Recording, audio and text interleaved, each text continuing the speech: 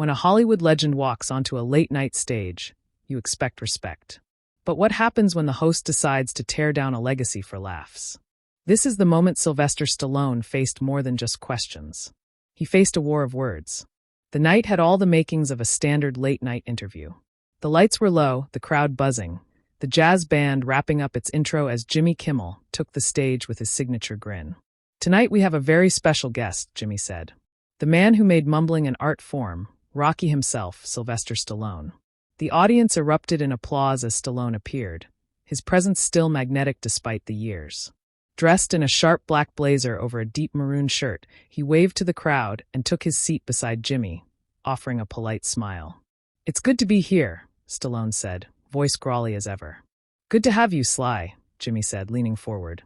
I was told you'd be bringing wisdom, experience, a few unintelligible syllables, and maybe a protein shake." The audience laughed politely. Stallone chuckled, but his eyes narrowed slightly.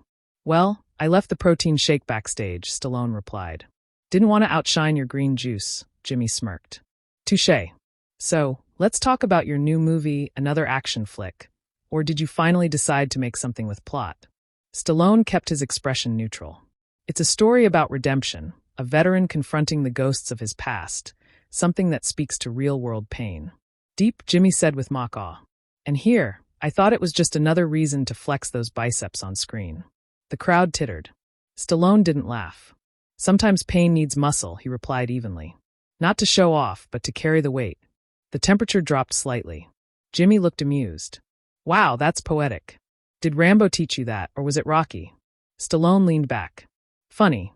I always thought comedy should punch up, not down." Jimmy raised his eyebrows, surprised by the jab. "Just having fun," he said quickly. "Don't want to get Botus slammed on live TV." "Don't worry," Stallone said. "I only hit when it's scripted." The tension was building. The studio audience sensed it. So, what started as banter was shifting into something sharper. Jimmy tried to steer things lighter. "Well, let's go back. The first Rocky film. You wrote it in 3 days, right? Did you just run out of crayons, or a ripple of discomfort ran through the audience?" Stallone paused. "I wrote it with everything I had," he said calmly, while sleeping in a bus terminal trying to sell my dog to eat. "So yeah, crayons weren't really the priority." The crowd went quiet. Jimmy looked taken aback. Stallone leaned forward. Jimmy, sometimes you crack jokes, sometimes you crack dignity. Be careful which you're breaking tonight." The stage was set, the gloves were off, and this interview was only getting started. Everyone expected jokes. What they didn't expect was a fight for respect unfolding live before their eyes. With each remark, Jimmy went lower and Stallone rose higher. Jimmy leaned back, smiling as if nothing had just happened. "Sly, you should do stand-up." That comeback was almost intelligible. Stallone didn't flinch. "And you should try sincerity sometime. It might shock your audience." The crowd let out an audible ooh, sensing the tension ratchet up. Jimmy, clearly enjoying himself, pressed further.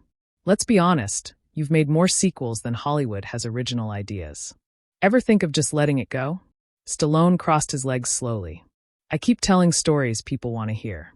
Maybe that's the part that bothers you." Jimmy chuckled sarcastically. "Or maybe it's that you keep playing the same guy with a new haircut." Stallone's gaze sharpened.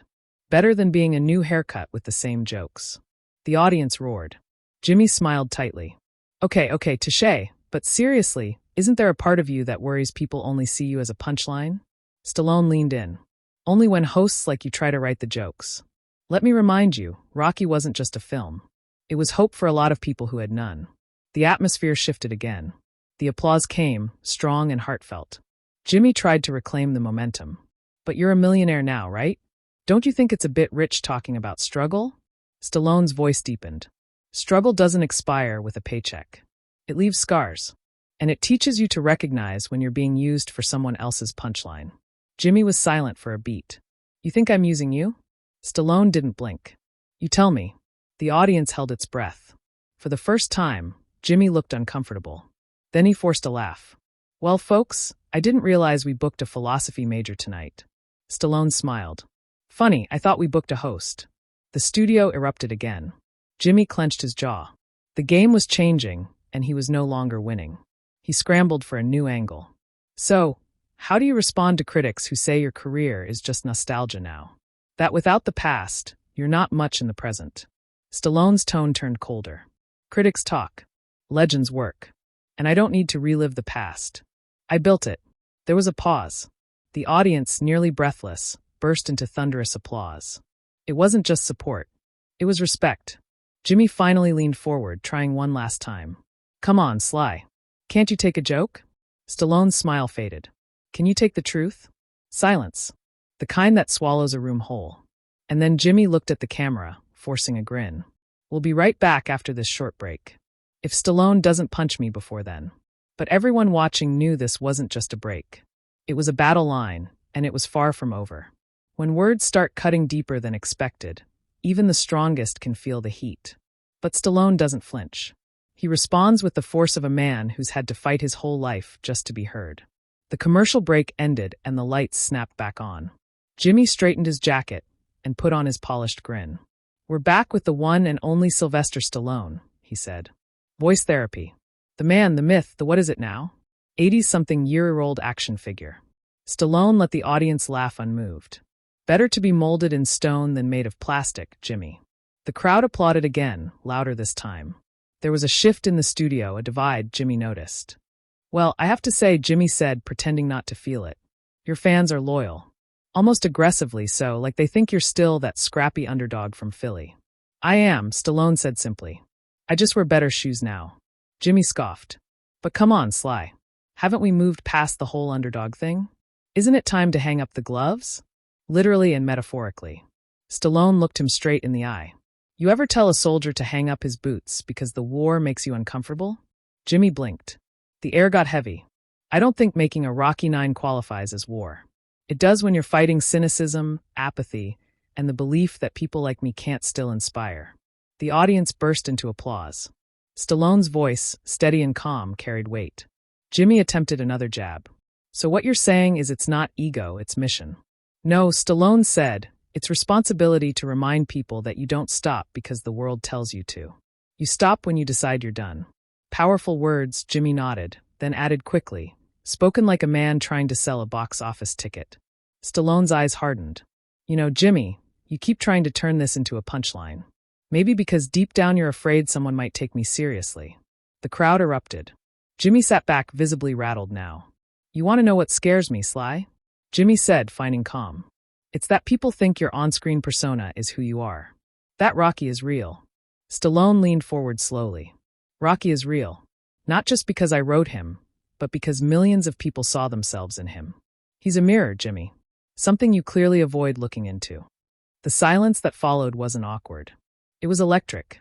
The tension had crystallized and everyone knew it was going to explode. There's a point when even the most composed man decides enough is enough. And when Sylvester Stallone stood up, the entire world watched. The air was lead when Jimmy leaned back and said, So Sly, what's next? A line of anti-aging supplements? Maybe a reality show? Keeping up with the comebacks. The audience chuckled weakly, but there was hesitation now. They felt it. The moment had changed. Stallone exhaled slowly. You know, Jimmy, it's funny. You sit in that chair and poke fun like it's armor. But at some point, the jokes stop being clever and start becoming noise. Jimmy shrugged. It's just TV, man. You know that. Stallone's voice dropped. Maybe that's the problem. You treat everything like a punchline. Even the people who came here with a story worth telling. A hush swept through the room.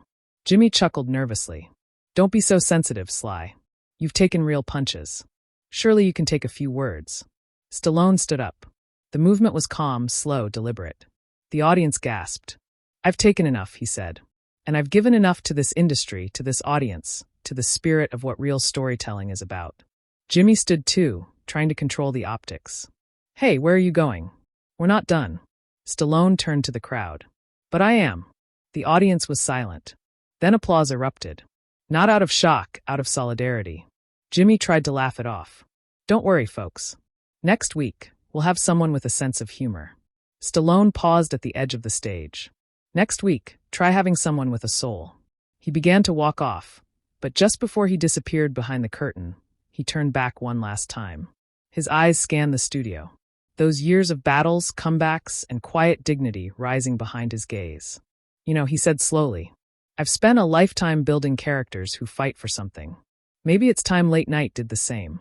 The camera tried to follow him, But the image cut awkwardly to Jimmy, left blinking, unsure how to recover. Backstage, a camera crew caught Stallone as he walked past stunned crew members. Several clapped. Others nodded. One young intern whispered, "Thank you." Twitter erupted. Hashtags like #Hatchrespect Stallone and #Heshet Late Night Gone Wrong began trending worldwide. Memes flooded the web. A still of Stallone standing proud as the caption read, "Strength isn't loud, it's dignified." The segment was replayed endlessly on news outlets, dissected by pundits and praised by fans. Even celebrities chimed in, actors, directors, athletes, offering their admiration. Stallone hadn't just walked out of a studio. He had walked into history. What started as just another late-night appearance turned into a moment of raw confrontation. One that exposed not just egos, but values. Stallone didn't storm out in anger. He walked out in dignity, and the audience both in the studio and across the globe knew they had just witnessed something real. Who was right? Who went too far? Let us know in the comments. And if you want more stories that pull back the curtain on celebrity moments the world can't stop talking about, subscribe now. This wasn't just another talk show episode. This was a turning